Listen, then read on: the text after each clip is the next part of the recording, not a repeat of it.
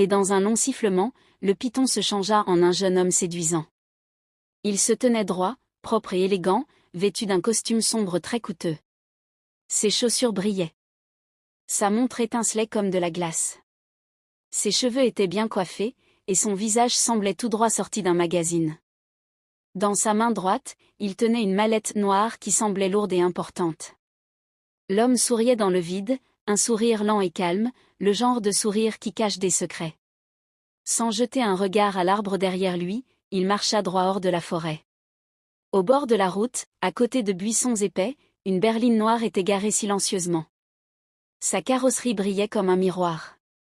Ses phares clignotèrent une fois, comme si elle l'avait reconnu. Il ouvrit la porte du conducteur et s'installa à l'intérieur. Le moteur démarra avec un grondement doux. Il ajusta son costume, plaça la mallette sur le siège passager, et s'engagea sur la route comme quelqu'un qui savait déjà exactement où il allait. La vie nocturne d'Abuja était brillante et bruyante. La musique remplissait l'air. Les klaxons, les rires, les cris, la danse, tout se mélangeait comme le feu et la fumée. La berline se frayait doucement un chemin à travers les rues bondées et s'arrêta devant une boîte de nuit populaire. Des lumières bleues et rouges clignotaient au-dessus de l'entrée. Il sortit de la voiture. Les gens se retournèrent aussitôt pour le regarder. Personne ne le connaissait.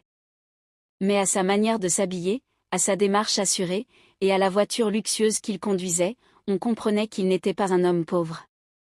Il poussa la porte du club. L'air chaud et la musique forte se jetèrent sur lui. Les gens dansaient, buvaient, criaient et vivaient sans réfléchir. Le DJ passait un morceau brûlant. La foule était en folie. L'étranger séduisant marcha droit vers une table vide dans un coin et s'assit calmement. Il posa sa mallette à côté de lui.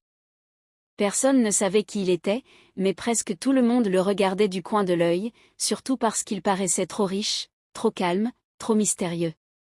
Puis quelque chose attira son regard. Une fille dansait sur la scène. Elle bougeait avec une assurance naturelle, comme si elle avait dansé toute sa vie. Ses cheveux sautaient, son sourire brillait, et ses pas étaient nets. Les lumières du club la faisaient briller comme une étoile. Elle s'appelait Ada. Tout le monde dans le club la connaissait. Elle était pleine d'énergie, jolie et toujours au centre de l'attention. Mais ce soir, elle n'avait aucune idée que sa vie allait basculer. L'étranger ouvrit sa mallette. Dès qu'il l'ouvrit, les lumières du club frappèrent l'intérieur et quelque chose de choquant se produisit. La mallette était pleine de billets. Des liasses,